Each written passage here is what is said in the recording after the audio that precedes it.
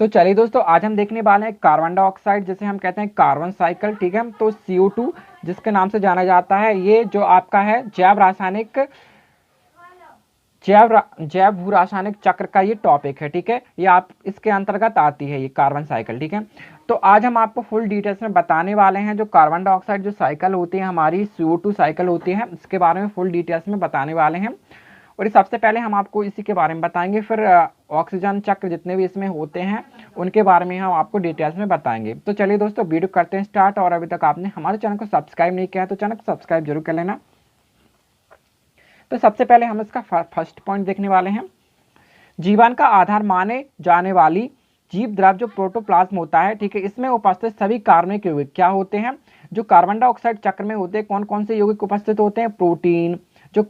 जो कार्बनिक पदार्थ होते हैं उनमें क्या क्या उपस्थित होते हैं? Protein, fat, carbohydrate, nucleic acid आदि सभी जीवधारियों के लिए प्रमुख ऊर्जा के सोर्स होते हैं, मतलब स्रोत होते हैं। इनके ऑक्सीकरण से क्या होता है? इनको ऊर्जा मिलती है। तो क्या कौन कौन के जो है ऑक्सीकरण से ऊर्जा मिलती है? जो हमारे protein, fat, carbohydrate, nucleic acid हो गए, इन सभी जीवधारियों के लिए प्रमुख ऊर्जा के सोर्स होते हैं और उनके ऑक्सीकरण से इन्हें ऊर्जा मिलती है। तो कैसे होते हैं अभी हम देखेंगे। वायुमंडल में 0.003 CO2 होती है, मतलब जो वायुमंडल में होती है 0.03% क्या होती है? कार्बन डाइऑक्साइड होती है। इसका यूज सर्वप्रथम कौन करते हैं? ग्रीन प्लांट करते हैं। ठीक है, क्योंकि वो प्रकाश संश्लेषण, क्लोरोफिल युक्त जो पौधे होते हैं, सूर्य के प्रकाश की उपस्थिति में अपना भोजन बनाते हैं। तो क्या करते हैं ये? सबसे पहले तो वो वायुमंडल में रहेगी। ठीक है, जब ये ग्रीन प्लांट इससे अपना भोजन बनाएंगे तो ये ग्रीन प्लांट के अंदर प्रवेश कर जाएगी, मतलब ये ग्रीन प्लांट के अंदर पहुंच जाएगी, जिससे क्या होगा? कार्बोहाइड्रेट का निर्माण होगा। ठीक है, और इससे क्या होगा? यहाँ पर जैसे कि मैंने आपको रिएक्शन बता दी थी, यहाँ पर कार्बन डाइऑक्साइड है और हमारा जल है। ठीक है, सनलाइट की उपस्थिति में क्लोरोफिल जो तो हमारे पौधे होते हैं प्रकाश संश्लेषण की उपस्थिति में अपना भोजन बनाते हैं। ठीक है, तो यहाँ पर हमारा क्या बन जाएगा? ग्लूकोज बन जाएगा, O2 बाहर आ जाएगी। तो यहाँ पर क्या होता है? शाकाहारी प्राणी इन पौधों को ग्रहण करते हैं, जिससे ये कार्बनिक पदार्थ प्राणियों के अंदर पहुंच जाते हैं। जैसे कि इन्होंने वायुमंडल से अपना भोजन बनाया, मतलब प्रकाश संश्लेषण, क्लोरोफिल युक्त जो पौधे होते हैं उन्होंने अपना भोजन बनाया। ठीक है, तो ये ग्रीन प्लांट के अंदर पहुंच जाते हैं कार्बनिक पदार्थ। फिर क्या होगा? ये शाकाहारी जंतु जो होते हैं ग्रीन प्लांट को खाएंगे, क्योंकि ग्रीन प्लांट में तो पहले से ही जो कार्बनिक पदार्थ मौजूद रहेंगे, क्योंकि उन्होंने वायुमंडल से कार्बनिक पदार्थ लिए हैं। ठीक है, जो शाकाहारी प्राणी होंगे इनके अंदर ये प्रवेश कर जाएंगे। ठीक है, क्योंकि ये इन पौधों को खाएंगे, क्योंकि इन पौधों में तो पहले से ही कार्बनिक पदार्थ प्रवेशित हैं। ठीक है, मतलब इनमें पहले से ही हैं। तो ये क्या होंगे? जैसे ये ग्रीन प्लांट को खाएंगे तो शाकाहारी जंतुओं के अंदर भी ये कार्बनिक पदार्थ पहुंच जाएंगे। ठीक है, ये पॉइंट क्लियर हुआ आपको।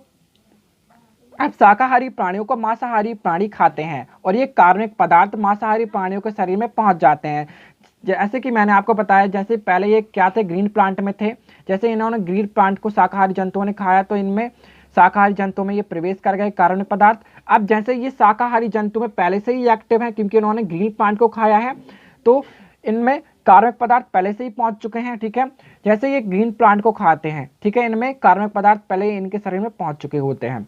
अब ये क्या करेंगे? जो शाकाहारी जंतु होंगे इनके शरीर के अंदर पहले से ही कार्बनिक पदार्थ होंगे, क्योंकि इन्होंने ग्रीन प्लांट को खाया है। ठीक है, जैसे ये मांसाहारी जंतु शाकाहारी जंतु को खाएंगे तो मांसाहारी जंतुओं के अंदर भी ये कार्बनिक पदार्थ पहुंच जाएंगे, मतलब इनके शरीर के अंदर भी ये कार्बनिक पदार्थ पहुंच जाएंगे शाकाहारी जंतु से मांसाहारी जंतु के शरीर में। ठीक है, तो ये प्रोसेस होती है।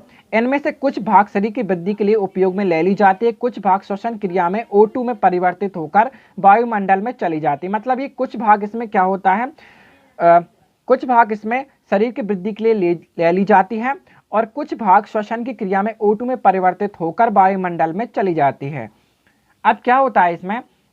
वायुमंडल CO2 जो वायुमंडल में कार्बन डाइऑक्साइड का कुछ भाग समुद्र जल द्वारा अवशोषित होकर समुद्र पौधों प्रकाश संश्लेषण में उपयोग कर ली जाती है, जो कि वायुमंडल में कुछ भाग जो होता है अभी हमने यहाँ पर लिया था। ठीक है, और ये समुद्र द्वारा अवशोषित होकर समुद्र पौधों जैसे कि प्रकाश संश्लेषण में उपयोग कर ली जाती है और कुछ CO2 कार्बोनेट के रूप में अवशोषित हो जाती है। क्या हो जाती है? जो CO2 हमारे जो कार्बोनेट होते हैं ये हमारे क्या होते हैं? जैसे कोयला, पत्थर, चूना, पेट्रोलियम, ये सब हो गए हमारे क्या होते हैं? कार्बन होते हैं, इनमें इनके रूप में ये अवशोषित कर ली जाती हैं। अब प्राणी और पौधों की मृत्यु के बाद कार्बनिक पदार्थ जो CO2 और H2O में अपघटित हो जाते हैं। अब जैसे कि जो मांसाहारी शाकाहारी जंतुओं की मतलब जो डेथ होगी, उनमें क्या होंगे, CO2 और H2O में अपघटित हो जाएंगे ये, और पुनः प्लांट द्वारा ये ग्रहण कर ली जाती है, जिससे क्या होता है, ये पुनः ऐसी प्रक्रिया चलती रहती है। जैसे कि मैंने आपको अभी बताया था, इसमें शाकाहारी प्राणी, ठीक है, और ये ग्रीन प्लांट को खाते हैं, शाकाहारी जंतुओं में पहुंच जाते हैं, फिर मांसाहारी जंतु शाकाहारी खाएंगे तो इनमें ये पहुंच जाएंगे कार्बनिक पदार्थ, ठीक है।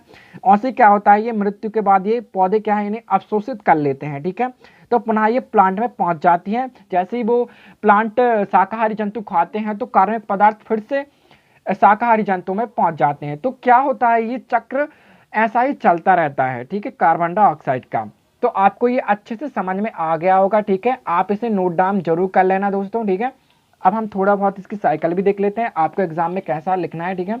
आप इसे इंग्लिश में भी कन्वर्ट कर सकते हो, इंग्लिश में भी ट्रांसलेट कर सकते हो, तो इस टाइप से, ठीक है। तो अब मैंने आपको समझा ही दिया है, तो ठीक है, पूरी साइकिल को। अब भी मैंने इसके, जैसे कि आपको पता ही होगा, तो वायुमंडल में कितनी होती है, 0.03% इसमें कार्बन डाइऑक्साइड होती है। जो हमारे जो क्लोरोफिल युक्त पौधे होते हैं, प्रकाश संश्लेषण की उपस्थिति में अपना भोजन बनाएंगे, जिससे कार्बनिक पदार्थ होंगे, ठीक है। इन ये क्या होगा, इन वायुमंडल से कार्बनिक पदार्थों में, मतलब कार्बनिक पदार्थ से पादप में पहुंचेंगे, और पादप को जो है जंतु खाएंगे, जो कि हमारे शाकाहारी जंतु थे वो खाएंगे। तो क्या होगा, इससे जो पादप में जो कार्बनिक पदार्थ रहेंगे वो शाकाहारी जंतु में पहुंच जाएंगे, ठीक है। और जो मांसाहारी जंतु खाएंगे, मतलब शाकाहारी जंतु को मांसाहारी जंतु शाकाहारी खाएंगे, तो उनसे क्या होगा, उनमें पहुंच जाएगी। जैसे अभी मैंने आपको पॉइंट में समझाया था, ठीक है, मांसाहारी जंतु में वो पहुंच जाएंगे कार्बनिक पदार्थ। ऐसे क्या होता है, श्वसन के बाद इनका अपघटन होता है, तो ये वापस क्या हो जाती है, वायुमंडल में ये चली जाती है, ठीक है। इससे क्या होता है दोस्तों, जो तो ये वायुमंडल या जल में घुले जो CO2 या ग्लूकोज के अणु में बदल देते हैं, ठीक है। इनमें क्या होता है, ग्लूकोज का निर्माण होता है, और यही ग्लूकोज का उपयोग कौन करते हैं, जो शाकाहारी और मांसाहारी जंतु होते हैं, इनका इस ग्लूकोज का उपयोग करते हैं, ठीक है। अब इतना आपको क्लियर हो चुका होगा दोस्तों कि ये कैसे इसकी प्रोसेस रहती है, ठीक है, और ये कैसे बनते हैं, मैंने आपको पूरा डिटेल में बता दिया है। तो आप इसे कार्बन चक्र को जो है आसानी से आप इसे ड्रॉ कर सकते हो, और आप इसे बता भी सकते हो, एक्सप्लेन भी कर सकते हो, ठीक है। आप इसे साइकिल को जरूर ड्रॉ कर लेना, और आपको सेम ऐसा ही बताना है आपके एग्जाम में, ठीक है, आपको ऐसे ही लिखना है, आपको अच्छे से इसे ड्रॉ कर लेना है, ठीक है। वीडियो कैसा लगा, चैनल को सब्सक्राइब जरूर करना दोस्तों, और वीडियो को ज़्यादा से शेयर करना। Thanks for watching my video.